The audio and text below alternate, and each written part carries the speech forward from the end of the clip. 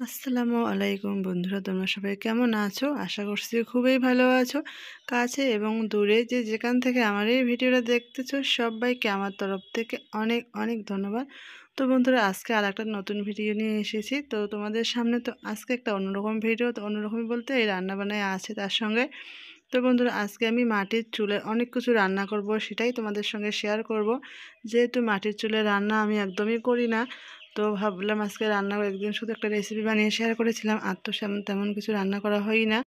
তো ভাবলাম যে আজকে একটু অনেক কিছুই রান্না করব মাটির চুলায়, সেটাই তোমাদের সঙ্গে শেয়ার করব। এখানে একটা আমি ভাজি বসিয়ে দিয়েছি। ভাজিটা এখন জাল একদম খুব কম করে দেওয়া আছে, কারণ বেশি জাল দিলে ভাজিটা পুড়ে যাবে, সেই জন্য আর কি আগুনটা দেখা গেল না।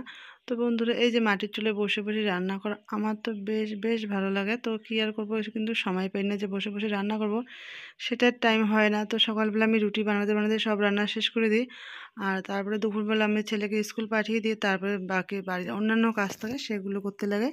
কিন্তু এই উনুনে রান্না করতে গেলে অন্যান্য কাজ আর হয় না। রুটি বানিয়ে রুটির সবজি ঘরে রান্না করে তারপরে বাকি রান্না সব বাইরে এসে করতে লাগে। তো সে কারণে আর বাইরে রান্না করা হয়ে ওঠে না। তো কী আর করার, যাই হোক আমার বসে বসে রান্না করার হয় না। তো এখানে আমি ভাজিটা নামিয়ে নিলাম, তারপরে এখানে আমি ডাল সেদ্ধ বসিয়ে দিলাম। ডালটা ধুয়ে একদম পানি দিয়ে সব কিছু পেঁয়াজ সব কিছু কেটে দিয়ে একসঙ্গে বসিয়ে দেবো। তো সবাই বলে উনুনে ডাল রান্না করলে, কড়াইয়ের মধ্যে ডাল সিদ্ধ করে রান্না করলে নাকি অনেক টেস্ট হয়। তো তো সে কারণে আর কি আমি ডালটা বসিয়ে দিলাম, যাতে আজকে দেখি ডালটা কীরকম টেস্ট হয়। এইভাবে রান্না করলে, রোজ তো প্রেশারে রান্না করে থাকি। তো এই যে ডালটা আমার অলরেডি সিদ্ধ হয়ে গিয়েছে। এরপর ডালটা কিন্তু আমি ফোড়ন দেবো। তো এই যে সব কিছু মশলা একটু একটু করে ওখানে দিয়ে দিচ্ছি। তো আমার বাড়িতেও আগে যখন উনুন ছিল, আমার মাকেও দেখতাম এভাবে রান্না করতো ডাল। তো ওই জন্য আমি কি ভাবলাম যে না, আজকে এভাবে ডালটা রান্না করি, দেখি কীরকম হয় টেস্ট। তো কিন্তু না বন্ধুরা, আমি তো খাওয়ার পরে ভয় দিয়েছি। অরিজিনালি একদম সত্যি কথা, ডাল এভাবে রান্না করলে না অনেক টেস্ট হয়। মাটির উনুনে যদি ডালটা সিদ্ধ করে এভাবে করে রান্না করা হয়, খুবই ভালো হয়।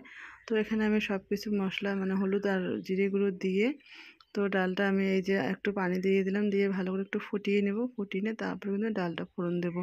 তো অরিজিনালি বন্ধুরা, ডাল এভাবে রান্না করলে না অনেক অনেক ভালো হয় খেতে, আর অনেক টেস্টিও হয়।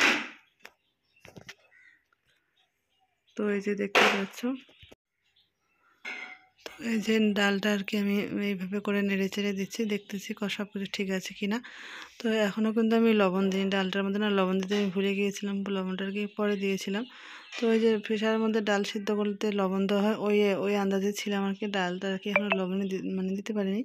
তো যাই হোক, আমি কিন্তু লাস্টের দিকে লবণটা দিয়ে দিই। তো দেখলাম একটু ভারী ভারী লাগতেছে, সেজন্য আমি আর একটু পানি দিলাম।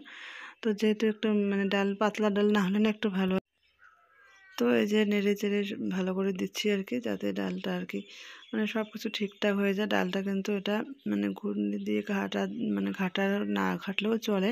তো এরকমভাবে সিদ্ধ করেছি, তবু একটা লাস্টে একটু ঘুটনি দিয়ে একটু ঘেটে নেব, যাতে সব কিছু ঠিকঠাক হয়ে যায়। ডালটা আর কি পানি ডাল সব কিছু আর কি একসঙ্গে ঠিক মতো হয়ে যায়, সে কারণে একটু ঘেটে নেব। না ঘাটলেও কিন্তু চলে, সব কিছু একদম মিশে একদম সুন্দর হয়ে গেছে।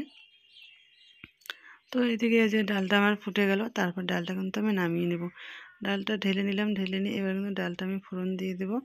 তো এখানে কড়াইটা আমি যে ডালটা সিদ্ধ করলাম, এই কড়াই কিন্তু ডালটা ফোড়ন দেবো, আর মেজে নেবো না। এখানে একটু একটু গরম করে নিয়ে এখানে সব কিছু দিয়ে আমি ডালটা ফোড়ন দেবো। তো দেখতেই পাচ্ছ, একদম পুরো জাল একদম সেই করে জ্বলছে।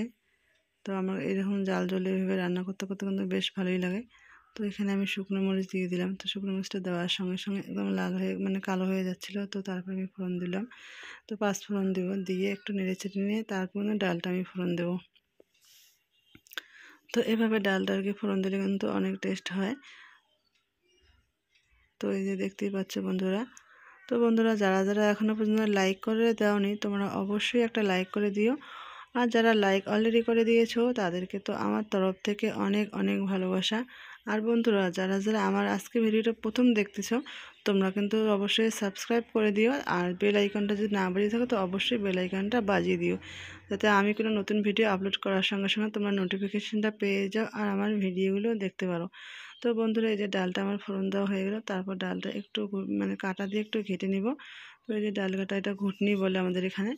তো কেউ আমাদের এখানে ঘুটনিও বলে, আবার কাটাও বলে, তো দুটাই বলে। তো আমি ডালটা আর কি ঘেটে নিলাম। তারপরে যে বললাম লবণ দিতে ভুলে গিয়েছিলাম, তারপরে মনে হলো আমি তো ডালটার মধ্যে লবণ দিইনি। তখন আমি এই যে লবণটা আর কি দিয়ে দিলাম, দিয়ে একটু নেড়ে নেড়ে চেড়ে নিলাম। তো ডালটা কিন্তু আমার হয়ে গিয়েছে। তো এখানে উনুনে যে জাল মানে মানে খুব সুন্দর মানে উনুনটা আর কি জ্বলছে, তো সে কারণে আমার রান্নাগুলো খুব তাড়াতাড়ি হয়ে যাচ্ছে। এই যে তো আমি ভাবলাম এক হাতে নামিয়ে নেবো, কিন্তু গরম, তো সে কারণে আমি খুন্তি দিয়ে এক পাশ সাইডে আর কি নামিয়ে নিচ্ছি। আর দেখতে পাচ্ছ মানে না, উনুনটা কিন্তু এটা অন্যরকম করে বানিয়েছি, আর উনুনে কিন্তু মানে খুব সুন্দর জ্বলে। তারপরে আমি এখানে মাছ বসিয়ে দেবো। তো এখানে এই যে আমার না একটু ভুল হয়ে গিয়েছিলো, মানে কি মাছটা আমি তুলবো, খুন্তি দিয়ে না তুলতেই মানে না তোলা হয়তেই গামলা থেকে ঠুস করে পড়ে গিয়েছে, আর তেল মানে সব পাশে পড়ে গিয়েছে, যে কারণে আমার হাতে মুখে গায়ে আর কি পড়েনি। পড়লে তো একদম পুরো ফোসা পড়ে যেত, যেহেতু অনেক পরিমাণে তেল পড়েছে দুই সাইডেই। তো আমি একটু দূরে ছিলাম, সে কারণে আর কি আমার মানে হাতে মুখে পড়েনি।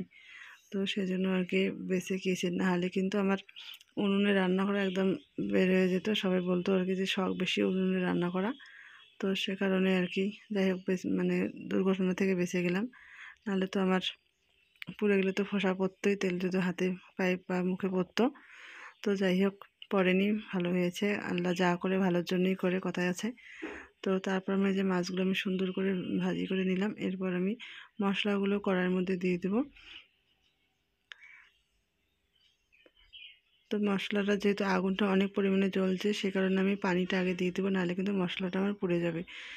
এই যে দেখতে পাচ্ছ বন্ধুরা, যে একটু মানে মশলার যে মিশ্রের বাটটা থাকে সেটা ধুয়ে আমি পানি দিয়ে দিলাম। আর এখানে আমি লবণ হলুদ সব কিছু মশলাটা দিয়ে দেবো। তো পানি দিলাম, তবু কিন্তু একটু লেগে লেগে যাচ্ছে, যেহেতু মানে উনুনটা খুব পরিমাণে জ্বলছে, একটু কম জ্বলে কিন্তু লাগতো না। তো সে কারণে এই যে দেখতে পাচ্ছ আমাদের নিচে কতটা পরিমাণ তেল পড়েছে। তো এই যে নিচে বললাম কতটা পরিমাণ তেল পড়েছে, যেহেতু উনুন মানে চুলাতে মানে গ্যাসের চুলাতে রান্না করতাম, তো ওই তেলগুলো কিন্তু সবগুলো মুখের মধ্যে পড়তো।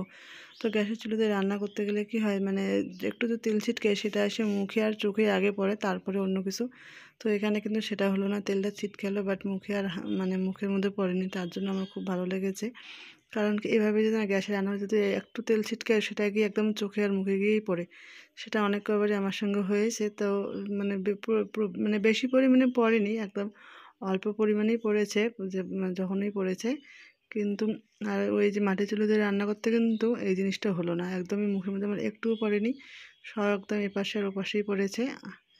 তো এদিকে আমার কিন্তু মাছটা সব কিছু মশলা কষিয়ে নিয়ে মাছটা আমি সুন্দর করে রান্না করে নিলাম। এরপর কিন্তু মাছটা হয়ে গিয়েছে। তো একটু ঝোলের পানি দিয়ে মাছটা আমি নামিয়ে নেব।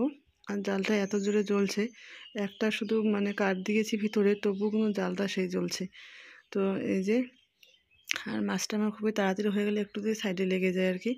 তো এইবারে ঝোলের পানিতে একটু ধনিয়া পাতা দিয়ে মাছটা আমি নামিয়ে নেব। তো তো এই যে, আর উনুনে রান্না করতে গেলে কিন্তু এখান থেকে একদম সরম মানে এখান থেকে কোথাও যাওয়া যাবে না। এখানে রান্না করতে গেলে একটু বসে থেকে সুন্দর করে রান্না করতে লাগবে, তবে কিন্তু রান্না টেস্টি হবে, আর পুড়েও যাবে না, আর একদম সুন্দরভাবে রান্না করা যাবে। তো এদিকে এই যে মাছটা আমার হয়ে গিয়েছে, নামিয়ে নিয়েছি। আর দেখতে পাচ্ছি বন্ধুরা, মাছের কালারটা কিন্তু কত সুন্দর হয়েছে, একদম পুরো লাল লাল ঝোলঝোল হয়ে গেছে। তো এদিকটা ফলি মাছ বলে, মাছগুলোকে এই ফলি মাছটা রান্না করব। তো এই রান্নাটা করলে কিন্তু আমার রান্নাবান্না শেষ। তো এখানে ফলি মাছটা সব কিছু মশলা দিয়ে আমি সুন্দর করে মেখে রান্না করবো, যেহেতু ওই মাছটা আমি ভেজে রান্না করলাম, আর এই মাছটা কিন্তু আমি কাঁচায় রান্না করব, সব কিছু দিয়ে আর কি মেখে মেখে ঠেকে তারপর কিন্তু এই মাছটা রান্না করব। কড়াইটা আমি অলরেডি বসিয়ে দিয়েছি, তার মধ্যে একটু তেল দিয়ে দিলাম। এরপর আমি মাছগুলো এখানে দিয়ে দেবো। তো এই যে তেলটা একটু গরম হওয়ার জন্য অপেক্ষা করতেছি, গরম হয়ে গেলে তো আমি এখানে মাছ দিয়ে দেবো। তো আমার তেলটা অলরেডি গরম হয়ে গিয়েছে। তো এরপরে যে মেখে রাখা মাছগুলো আমি এখানে দিয়ে দিলাম। তো দুরকম মাছ, সেজন্য খুব অল্প মানে অল্প করে, মানে এগুলো মাছকেও খাবে আর ওগুলো মাছকেও খাবো আর কি। তো মাছের মধ্যে ওই মাছটার মধ্যে আমি কোনো কিছু দিইনি, আলু কিংবা অন্য কিছু সবজি। তো অন্য কিছু সবজি দিলে কিন্তু ভালো হয়। তো বন্ধুরা, আমার এই মাছটাও রান্না করা শেষ, আর আজকের জন্য আমি এখানেই বিদায় নিচ্ছি। সবাই ভালো থেকো, সুস্থ থেকো, পরবর্তী ভিডিওতে দেখা হবে। আল্লাহ হাফেজ।